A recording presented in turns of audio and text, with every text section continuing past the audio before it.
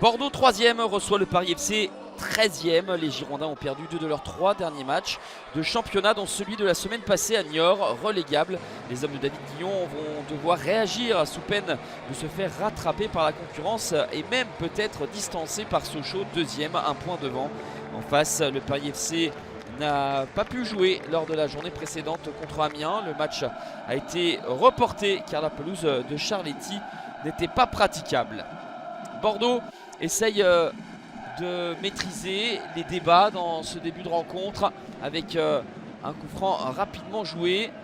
Le Paris FC dans ce maillot extérieur rose qui est bloc bas, mais Bordeaux va malgré tout trouver des solutions à la 24e minute. Malcolm Bokele qui ouvre le score et marque son 2e but de la saison. Le 2e but consécutif marqué au Matmut Atlantique. Le service de Vital Nsimba, son alter ego côté gauche. Passe décisive du latéral gauche pour la finition du latéral droit. 1-0 pour Bordeaux. Puis belle opportunité de doubler la mise avec cette faute sur Nsimba de Corée. Le jeune joueur de 18 ans s'est transformé sans trembler par le capitaine Yohan Barbet. 3e but de la saison pour l'ancien de QPR. Et à la demi-heure de jeu dépassée, Bordeaux a déjà briqué.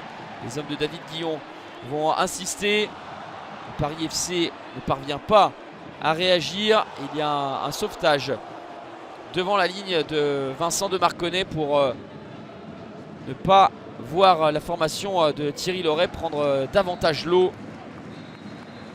2-0 à la mi-temps pour les Girondins, et c'est on ne peut plus logique tant Franck Sergio, Barbet et ses partenaires ont dominé face à une équipe du Paris FC sans véritable ressources, sans liant non plus. Des changements opérés par Thierry Loret avec notamment l'entrée de Julien Lopez. Et ça ne change rien dans l'immédiat à la physionomie de la rencontre. Bordeaux est au-dessus. Vincent de Marconnet qui s'interpose.